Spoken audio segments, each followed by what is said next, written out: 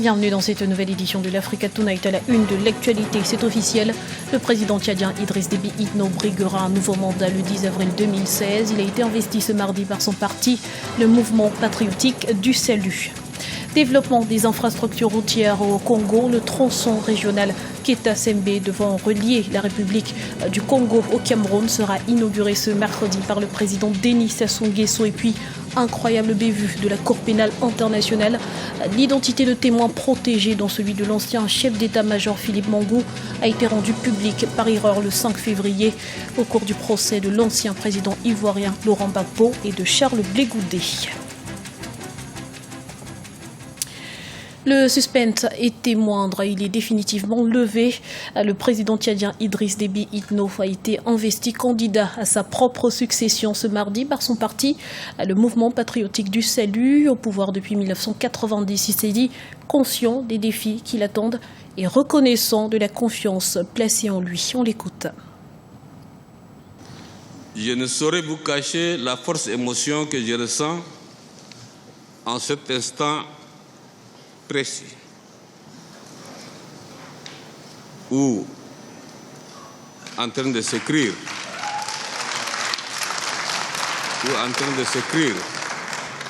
une page importante de l'histoire glorieuse de notre grand mouvement, et où se décide aussi l'avenir de notre cher et beau pays.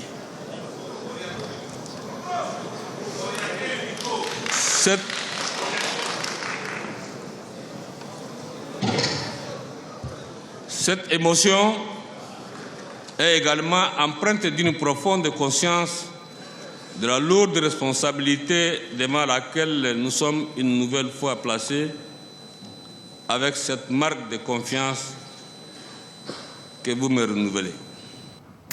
Et une de plus, le président congolais Denis Sassou Nguesso inaugurera ce mercredi la route Keta-Sembe, tronçon transrégional qui va permettre de relier le Cameroun au Congo, à l'occasion de faire le point sur les infrastructures routières du pays. Olivia Yéré-Dobré.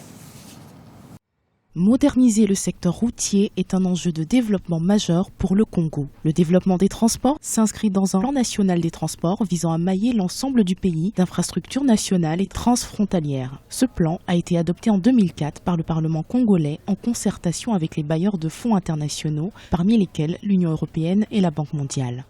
La structuration du pays en route en terre, avec revêtement en latérite et autres matériaux viables, se fait progressivement. 5000 kilomètres, représentant le quart de l'ensemble du réseau classé, sont déjà ouvertes à la circulation. Ces routes, praticables toute l'année, constituent des couloirs de prédilection pour dynamiser l'économie rurale. Le réseau routier du pays a connu une grande progression depuis 2002.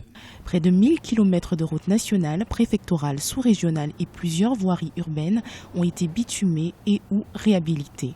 Ces dernières années, financées sur fonds du gouvernement avec l'appui des institutions financières internationales, plusieurs autres projets d'intérêt régional sont mis en œuvre, parmi lesquels la construction de la route Keta-Djoum entre le Congo et le Cameroun. Ce tronçon régional de 503 km, dont 191 km au Cameroun et 312 km au Congo, inauguré ce mercredi 10 février 2016 par le président Denis Sassou Nguesso, contribuera au désenclavement du département de la Sangha au Congo et à la connexion de celui-ci avec son voisin, le Cameroun.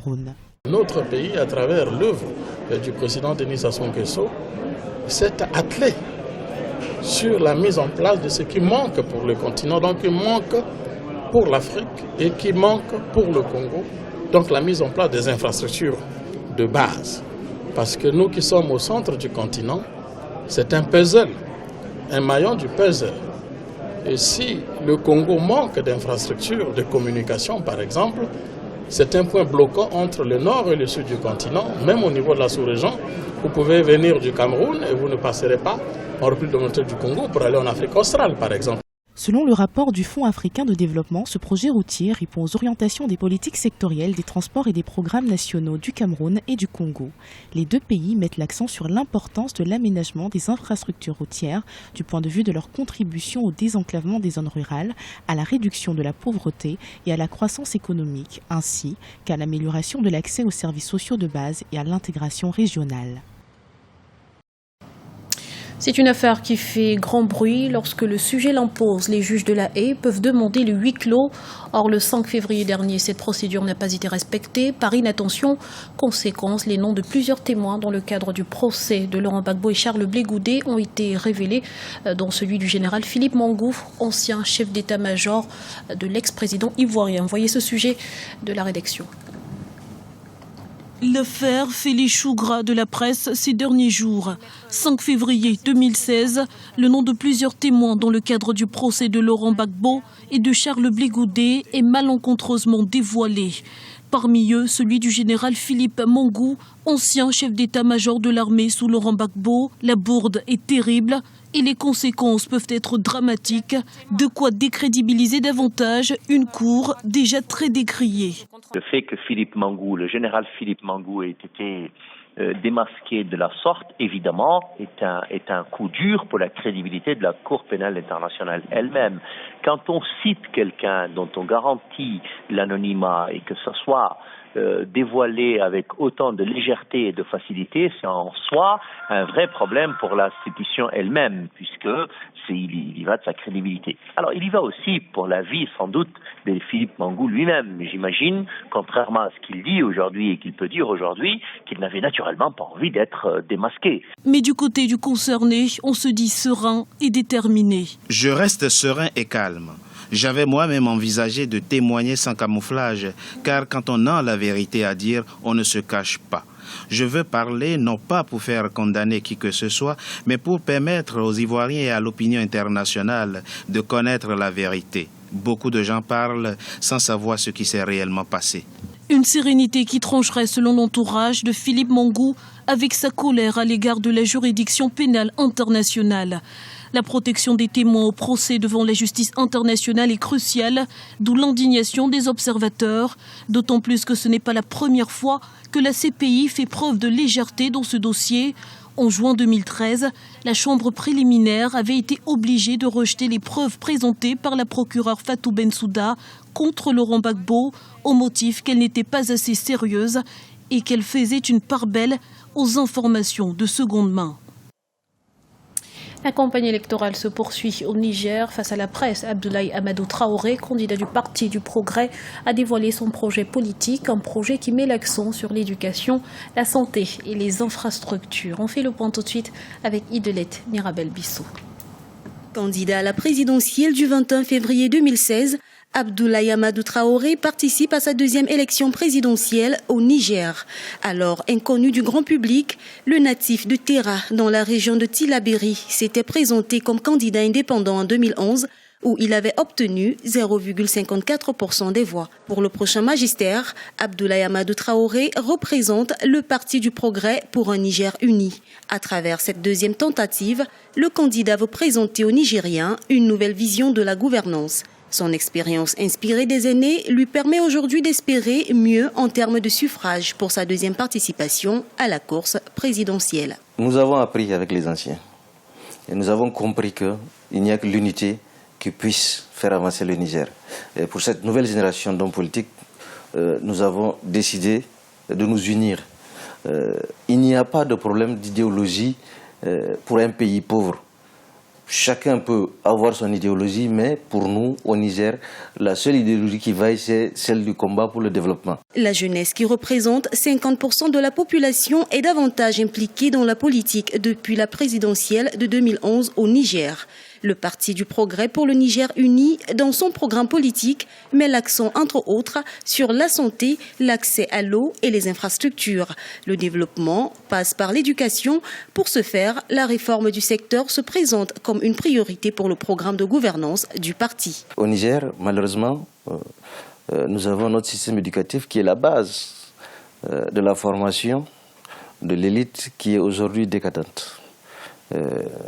Mon ambition, c'est de voir aujourd'hui l'école nigérienne retrouver ses lettres de noblesse.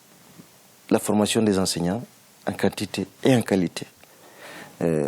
Les infrastructures, bien sûr.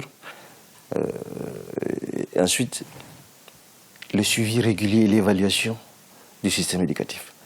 La campagne électorale pour la présidentielle qui bat son plein dans le pays prendra fin le 19 février.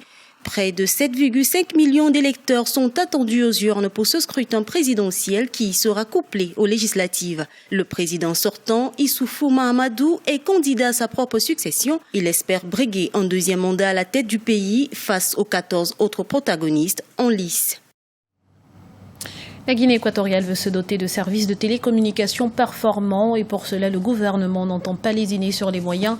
35 millions de dollars ont d'ores et déjà été investis dans le cadre du développement de ce secteur. Reportage de notre correspondant Serge Kofi. C'est l'un des services les plus chers de la sous-région. Les services de télécommunications en Guinée équatoriale restent très prohibitifs par rapport à ses voisins du Gabon et du Cameroun. 3 opérateurs se partagent le marché local. L'opérateur historique guinéen équatorial de télécommunications RETESA, qui détient près de 70% des parts de marché. Guinée équatoriale Comunicaciones Sociedad Anónima est comme ça arrivé sur le marché en 2008 et IT Télécommunications devenu en 2013 Mouni. Selon l'organe de régulation des télécommunications, la rentabilité des opérateurs reste élevée, mais les services restent encore peu satisfaisants en termes de coût et de qualité. Une situation qui s'explique par bien des facteurs. Notre circuit international est encore fait par satellite. Et vous savez que les sortir par le satellite coûte extrêmement cher, d'autant plus que c'est des satellites qui ne sont pas des nôtres. Donc ça c'est le premier. Le deuxième c'est la vétusté des réseaux sur lesquels doivent opérer les opérateurs télécoms présents en Guinée équatoriale. La dynamique des investissements dans le secteur reste soutenue et particulièrement sur le mobile. Le gouvernement équato-guinéen a réalisé un investissement important pour optimiser le service national des télécommunications. D'un coût global de 35 millions de dollars, le projet consiste à revoir jusqu'en 2020 les infrastructures de télécommunications avec l'installation d'une fibre optique qui unit actuellement Malabo et Bata. Malgré cet investissement, le coût des services reste encore élevé. La fibre optique influe beaucoup sur ce qui est la transmission de l'information par les données et voix. De ce fait, la stratégie du gouvernement a été ces dernières années des projets de connectivité en installant cette fibre optique sur l'ensemble du pays. Ainsi, les utilisateurs pourront passer de la technologie 3G à la 4G qui offre plus de possibilités.